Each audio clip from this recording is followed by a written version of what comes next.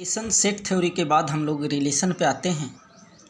Relation के core things पे जाने से पहले हम लोग कुछ इम्पोर्टेंट चीज़ की जानकारी ले लेते हैं जिसका यूज है आगे। नेचुरल नंबर, इसको कैपिटल N से डिनोट करते हैं, होल नंबर कैपिटल W से, इंटीजर्स कैपिटल I या कैपिटल Z से डिनोट करते हैं। इसमें 3 पार्ट्स है। एक पॉजिटिव इंटीजर्स जिसको I प्लस या Z प्लस से डिनोट करेंगे, निगेटिव इंटीजर्स I माइनस या Z माइनस से, और एक जीरो इंटीजर है, वो सिंगल एलिमेंट जीरो है जो कि ना तो पॉजिटिव है और ना ही निगेटिव है। जीरो इंटीजर्स या न्यूट्रल इंटीजर भी इसको बोलते हैं। अगर नंबर लाइन पे हम देखें तो इस तरह से 0 1 2 इधर पॉजिटिव हो गया और इधर निगेटिव हो गया। अगर इसी में बोला जाए कि non negative integers, non negative integers, तो नॉन निगेटिव इंटीजर्स क्या होगा? जो निगेटिव ना हो, यानी यहाँ से लेके यहाँ तक इधर वाला पूरा। सिमिलरली नॉन पॉजिटिव यानी पॉजिटिव छोड़ के यहाँ से लेके इधर का पूरा, है ना, ये ध्यान देंगे, ठीक है ना। नॉन निगेटिव कहाँ से हो जाएगा? 0 1 2 3 and so on. Similarly non positive integers क्या हो जाएगा? सब निगेटिव से आएगा, -3 -2 -1 0 एंड सो ऑन, ठीक है। इसके बाद हम लोग आते हैं, नोटेशन है इवन नंबर। इवन नंबर का डेफिनेशन हम लोग जो भी पढ़े हों अब पढ़ेंगे कि all those number which can be written in the form of 2n, जहाँ n क्या होना चाहिए? इंटीजर। तो 2n के फॉर्म में जो भी नंबर होगा या जो भी 2 का इंटीग्रल मल्टीपल ऑफ 2, इसको ये भी कहते हैं integral multiple of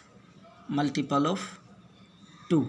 integral multiple of 2 क्या होगा? इवन नंबर होगा। तो कोई भी नंबर इस फॉर्म में लिखा जा सकता है। ऑड नंबर, हाँ ध्यान रहे 0 क्या है? इवन नंबर है, क्योंकि 2 इंटू इंटीजर 0 बराबर 0 दिया, यानी इवन है ना। ऑड नंबर, जो भी नंबर्स इस फॉर्म में लिखा रहे 2n + 1, वो क्या कहलाएगा? Odd number. ये निगेटिव भी हो सकता है, पॉजिटिव भी हो सकता है ना। -2 भी इवन है क्योंकि 2 इंटू -1 इंटीजर से मल्टीप्लाई हुआ। उसी तरह ये ऑड नंबर है। ऑड नंबर क्या क्या हो जाएगा? +-1, +1 भी -1 भी, +-3 +-5, ये सारे क्या हो जाएंगे? Odd number. इवन नंबर इसी में क्या आ जाएगा? 0 +-2 +-4 +-6 एंड सो ऑन, ठीक है। नेक्स्ट है प्राइम नंबर।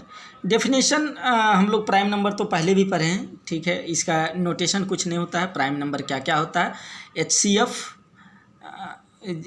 प्राइम नंबर जिसका फैक्टर 2 ही हो, ओनली 2 फैक्टर्स,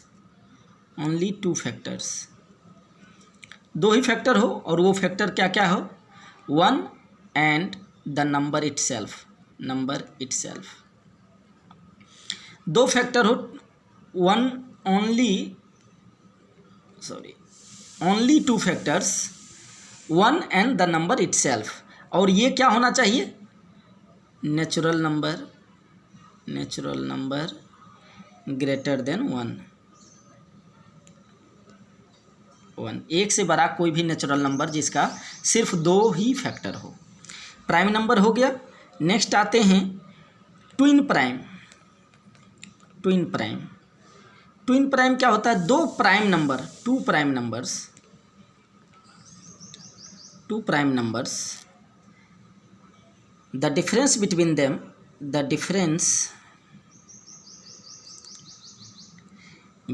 देम, ये बिटवीन है, बिटवीन देम इज 2। तो 2 प्राइम नंबर जैसे 2 3, ये है ट्विन प्राइम नहीं। क्यों? क्योंकि डिफरेंस कितना आ रहा? 1, तो ये ट्विन प्राइम नहीं है। 3 5 ट्विन प्राइम है, 5 7 ट्विन प्राइम है, 11 13 ट्विन प्राइम है, तो ये सब ट्विन प्राइम हुआ जिसके बीच का डिफरेंस 2 हो। 2 is the only even prime number. 2 सिर्फ एक ऐसा नंबर है जो कि इवन भी है और प्राइम है। नेक्स्ट है रिलेटिव प्राइम। रिलेटिव या इसको रिलेटिव प्राइम या को प्राइम भी बोलते हैं, को प्राइम नंबर। तो 2 numbers greater than 1, 2 natural numbers, ये लिखें ज़्यादा बेटर होगा। 2 natural numbers having the HCF between them, the HCF between them is 1। अगर कोई भी 2 नंबर का HCF नेचुरल नंबर होना चाहिए, अगर HCF 1 है तो वो क्या कहलाएगा, रिलेटिव प्राइम या ट्विन प्राइम। तो इसका मतलब कि any 2 consecutive number, any 2 consecutive natural number are always coprime, है ना। ये हमेशा को प्राइम ही होगा क्योंकि इसका HCF 2 लगातार नंबर का HCF हमेशा। नेक्स्ट हम लोग देखते हैं रेशनल नंबर।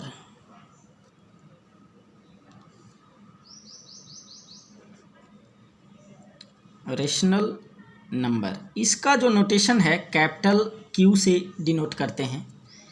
रेशनल नंबर जानते हैं कि all those numbers which can be written in the form of P/Q, जहाँ P and Q belongs to integers, और क्या कि Q is not equal to 0 नहीं होना चाहिए। तो ये क्या होगा, रेशनल नंबर। बाकी डेसिमल उसिमल, repeating decimal, terminating decimal, non repeating, non repeating, non terminating decimal, ये सब पता है। या लिख देते हैं कि all terminating decimal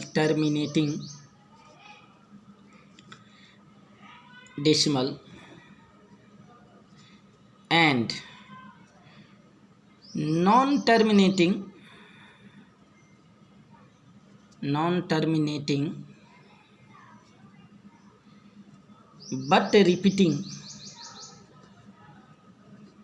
but repeating numbers are also rational number। यानी इसको भी हम P/Q के फॉर्म में लिख सकते हैं। नॉन टर्मिनेटिंग का मतलब हुआ कि जो टर्मिनेट कर जाए डेसिमल, जैसे 5.321 टर्मिनेट कर गया, इसके बाद अब रिपीट नहीं या डिजिट आगे नहीं बढ़ रहा है, तो ये इसको हम P/Q के फॉर्म में लिख सकते हैं ना, 5321 डिवाइडेड बाय 1000, है ना। यानी P/Q के फॉर्म में लिखा गया, यानी ये रेशनल नंबर है। या रिपीटिंग जैसे 1.333 इस टाइप से, तो इसको क्या लिखते हैं, डॉट डॉट डॉट, तो 1.3 टू द पावर रेकरिंग। तो इसको कैसे लिखते हैं, पहले पूरा नंबर लिखते हैं 13 माइनस बिना रेकरिंग का क्या बचा 1 डिवाइडेड बाय जितना अंक पे रेकरिंग है 9, यानी क्या हो जाएगा 12/9 यानी 4/3, ये यही आएगा, है ना। इस पे ज़्यादा स्ट्रेस देने का ज़रूरत नहीं है। इरेशनल नंबर इसको जो डिनोट करते हैं QC, यानी कॉम्प्लीमेंट ऑफ रेशनल नंबर, यानी रेशनल नंबर के अलावे जितने भी रियल नंबर्स हैं वो क्या होगा, इरेशनल नंबर। या Q' से भी डिनोट करते हैं, याद करें कि कॉम्प्लीमेंट में हम यही सिंबल दिए थे। तो ये यही कहेंगे कि all those numbers which cannot be written in the form of P/Q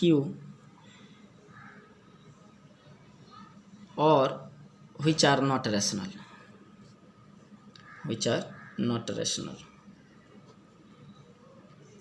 है ना।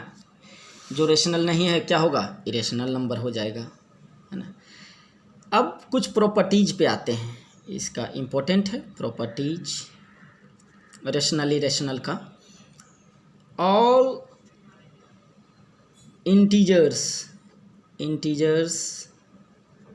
आर रेशनल नंबर होगा, क्योंकि 5/1 लिख सकते हैं, रेशनल नंबर हो गया। But converse is not always true. इसका मतलब कि जितने रेशनल नंबर होंगे सारे इंटीजर्स नहीं हो सकते, है ना। Sum of two rational numbers are always rational। Sum में ये आ गया सम, डिफरेंस, या ये लिखें सम और डिफरेंस या प्रोडक्ट, तो ये क्या होगा, रेशनल नंबर ही होगा, है ना। Sum of rational and irrational number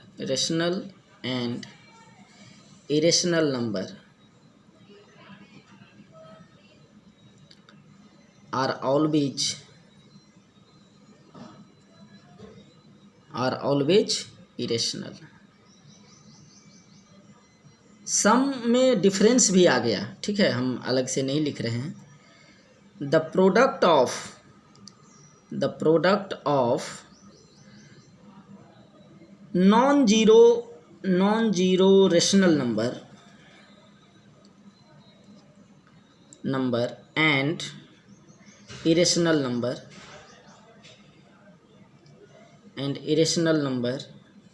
are always irrational,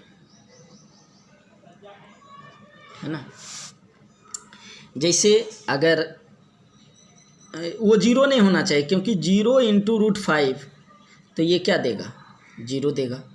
तो इसीलिए लिखे हैं कि नॉन जीरो रेशनल नंबर अगर होगा तब ये तुम्हारा हमेशा इरेशनल आएगा, है ना। The sum, difference, product of two irrational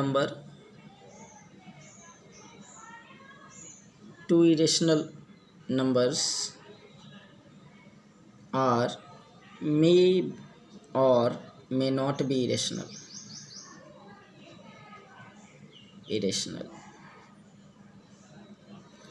जैसे एक लिए √5 और -√5, ये क्या दिया, 0, तो ये क्या हो गया, रेशनल हो गया ना।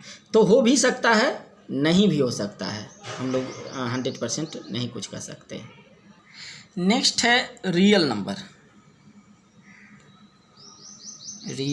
नंबर, इसको कैपिटल R से हम लोग डिनोट करते हैं। तो इसको हम ये कह सकते हैं कि all rational and irrational number are called real numbers, है ना। तो इसमें भी है R+ का मतलब हुआ पॉजिटिव रियल नंबर, R- का मतलब हुआ निगेटिव रियल नंबर, है ना। अगर इस तरीका से लिखा रहे R और नॉट यहाँ पे, तो इसका मतलब all the real numbers accept 0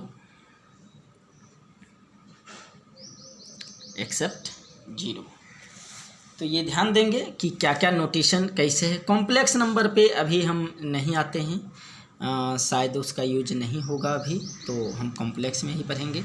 तो यहाँ तक हम लोग नंबर सिस्टम के बारे में पढ़ लिए। इसके बाद अब आते हैं जो कार्टेशियन प्रोडक्ट्स ऑफ सेट्स, इसको हम कह सकते हैं कार्टेशियन प्रोडक्ट ऑफ सेट्स।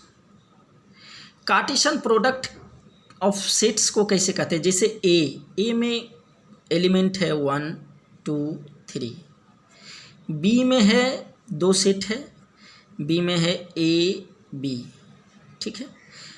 और कार्टेशियन प्रोडक्ट का मतलब इसको हम लिखेंगे ए इंटू बी, ये कार्टेशियन प्रोडक्ट कहलाएगा। इसमें क्या क्या होगा, इसमें कौन कौन सा एलिमेंट्स होगा, क्या क्या कैसे लिखेंगे, तो इसको इस तरीके से लिखेंगे 1 ए, फिर 1 के साथ बी भी होगा। ये इसलिए कार्टेशियन प्रोडक्ट हम लोग पढ़ रहे हैं क्योंकि इसी से रिलेशन का जनरेशन होगा, कि जो कार्टेशियन प्रोडक्ट आएगा इसी सब के कम्बिनेशन में मेरा जो इसका सबसेट होगा that is the part of the relation. तो 1b, फिर होगा 2a 2b 3a 3b। तो these are the Cartesian product. इस तरह से जो लिखते हैं ये ऑर्डर पेयर बोलते हैं, इसको क्या कहते हैं? Order pair. जैसे 1a, तो ये ऑर्डर पेयर है जहाँ की एक पहले स्मॉल ब्रैकेट के अंदर एक पहला एलिमेंट लिखते हैं, फिर कोमा एक दूसरा एलिमेंट लिखते हैं, ये ऑर्डर पेयर है। यहाँ पे हम ऑर्डर पेयर डिफाइन करेंगे क्योंकि आगे जब हम पढ़ेंगे इंटरवल्स तो इंटरवल्स भी आता है, लेकिन यहाँ पे ऑर्डर पेयर का मतलब हुआ कि 1 जो है सो सेट ए का एलिमेंट हुआ पहला का, और बी हुआ सेट बी का एलिमेंट, तब ए इंटू बी हुआ। अगर हम यही लिखते बी इंटू ए तब मेरा क्या होता ऑर्डर पेयर? तब मेरा इस तरह से आता A1 A2 A3 B1 B2 और B3। तो ऑर्डर पेयर चेंज कर गया। अब A1, ए किसका, जो पहला एलिमेंट है वो बी सेट का है और दूसरा एलिमेंट जो लिखा रहा है वो ए सेट का है, तब इसको कार्टेशियन प्रोडक्ट हम लोग कहेंगे।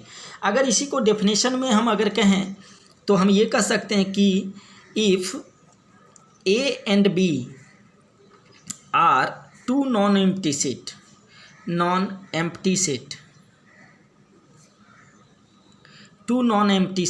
मतलब एम्प्टी सेट ये नहीं है, नल सेट नहीं है, then the set of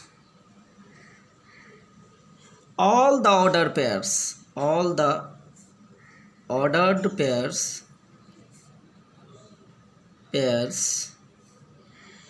such that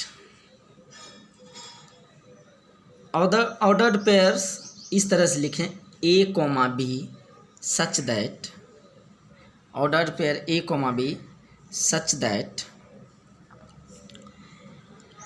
A belongs to A, पहला एलिमेंट सेट ए से बिलोंग होना चाहिए, and B belongs to small B belongs to B sets is called the Cartesian product of set A with set B. और किस तरह से? And denoted as, किस तरीक़ा से डिनोट करते हैं इसको? ए इंटू बी, ठीक ना। तो हम कितना का भी आराम से इसका अगर दिया जाए तो बना सकते हैं। तो अच्छा, ऑर्डर पेयर में कितने सेट्स हैं? 1 2 3 4 5 6 है ना। यानी नंबर ऑफ हम देखें तो कितने सेट्स बन गए, सेट ऑफ पॉइंट्स कितने हुए? 1 2 3 4 5 6। तो टोटल नंबर ऑफ, अगर हम इसमें लिखना चाहें कि फाइनाइट सेट्स कितने बन रहे हैं, अगर इसमें if the number of elements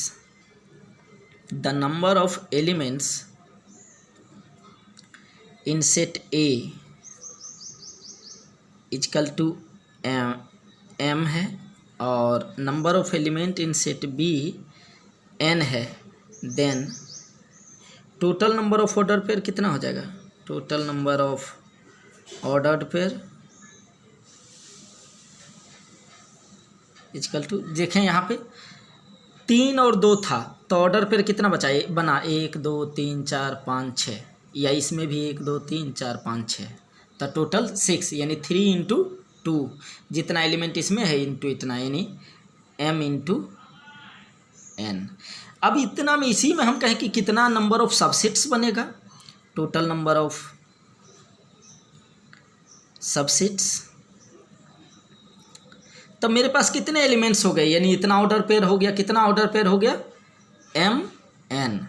तो नंबर ऑफ सबसेट्स क्या होता है 2 टू द पावर जितना नंबर ऑफ एलिमेंट, तो यानी 2 to the power m into n, इतना सबसेट। इसका सबसेट अगर हम कहें तो ये एक अलग सबसेट है, ये अलग सबसेट है, ये अलग है, ये अलग है, ये अलग सबसेट है, ये अलग सबसेट है, ये दो एक अलग मिलके सबसेट बनाएगा, ये दो अलग मिलके बनाएगा, इस तरह से उतना नंबर ऑफ सबसेट्स हमको बन सकता है। नंबर ऑफ सबसेट्स के बारे में हम लोग ये कह सकते हैं, है ना। नेक्स्ट है कि अगर इफ़ हम कहें कि इफ़ a बराबर 5 और b बराबर 5, देन a क्रॉस b क्या होगा, इक्वल टू ये भी 5 होगा। इसको हम कहेंगे इज डिफाइंड एज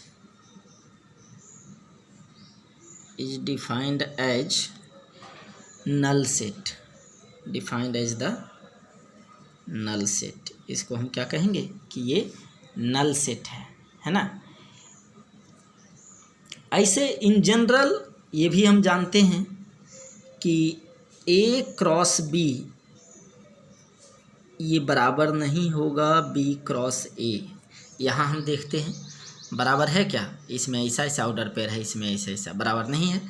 अगर बराबर है इफ़ a क्रॉस b बराबर b क्रॉस a, इसका मतलब हुआ कि a बराबर b है तभी होगा, दोनों में सेम एलिमेंट होगा तभी ऐसा पॉसिबल है, अदरवाइज नहीं हो सकता है ना।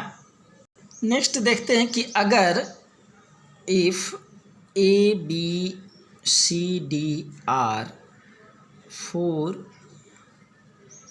सेट्स, कोई भी सेट्स है, तो इस बेस पे कुछ रिजल्ट्स हैं उसको हम नोट डाउन करते हैं कि a और Cartesian product of b union c, इसको हम लिख सकते हैं a into B union a into C.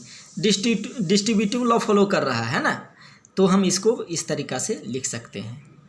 Second a into B intersection c है, तो हम लिखेंगे a into B intersection a into C, ये भी डिस्ट्रीब्यूटिव लॉ, यानी ये कार्टेशियन प्रोडक्ट के बेस पे ये सारा चीज़ हो रहा है, उस बेस पे हो रहा है।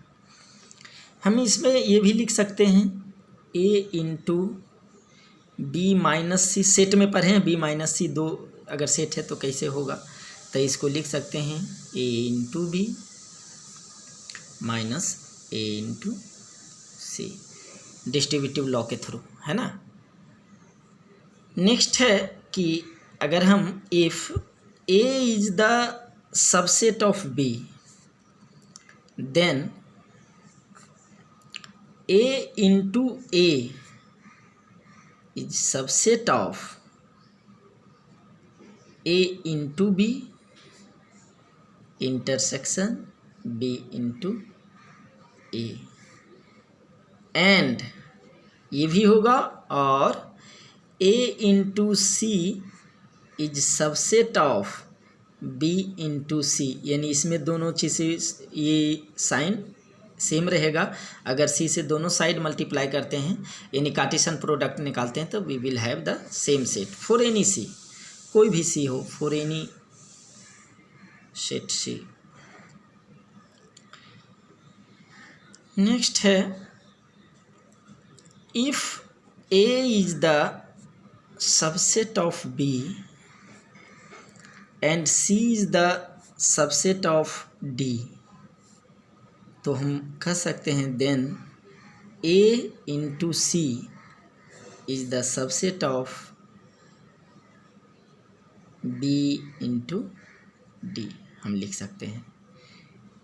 इसको हम डायरेक्ट यूज कर सकते हैं ऑब्जेक्टिव प्रॉब्लम को हैंडल करने में, या एक्सपेंड आएगा तो हम इसको प्रूफ भी आ सकता है कि अगर ये है तो प्रूफ एलिमेंट रहेगा, सबको करके हम दोनों LHS और RHS बराबर कर देंगे।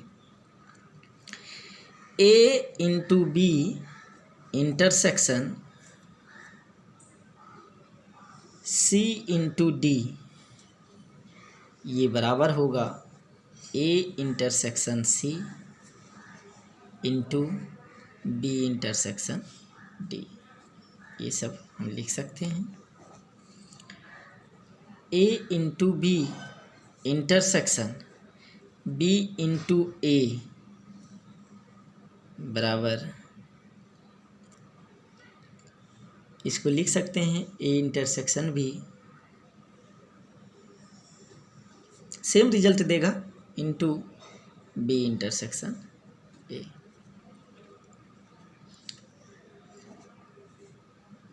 A into B complement union C complement, तो इसको लिख सकते हैं A into B intersection A into C। ये याद कर डी मॉर्गन्स थ्योरम है ना, उसी के थ्रू है। नेक्स्ट है A into B complement intersection C complement, तो इसको लिख सकते हैं A into B union A into C। वहाँ भी चेंज हुआ था, यहाँ यूनियन था तो इंटरसेक्शन लग रहा था। सेट थ्योरी में हम लोग देखेंगे। If A and B have the n element, if A and B have n element in common, यानी n एलिमेंट्स ऐसा है जो A में भी है और B में भी है, तो हम कह सकते हैं then A into B and B into A, दोनों में कुछ भी A इंटू बी या B into A have n square elements in common, है ना। तो A और B का दोनों का n एलिमेंट कॉमन है, तो कार्टेशियन प्रोडक्ट अगर हम दोनों का निकालेंगे तो उसमें कितने एलिमेंट्स कॉमन होंगे, n स्क्वायर एलिमेंट्स कॉमन होगा। ठीक है, नेक्स्ट क्लास में हम रिलेशंस को लेके आगे बढ़ेंगे। अभी इसमें यहीं तक रखते हैं, हमको कॉपी पे लिखना पड़ रहा है क्योंकि लॉकडाउन की वजह से मार्कर अवेलेबल नहीं है मार्केट में। एनीवेज हम लोग का काम रुकना नहीं चाहिए। अगर इसको पढ़ने में किसी को दिक्कत हो रहा है तो बताएं, हम लोग उसको सॉल्व करने का कोशिश करेंगे और क्वेश्चन बनाने का हर संभव कोशिश करना चाहिए। प्रॉब्लम जब तक नहीं बनेगा तो फिर आगे हम लोग काम नहीं कर पाएंगे ठीक से, इसलिए क्वेश्चन बनाना मस्ट है। For the today, thank you.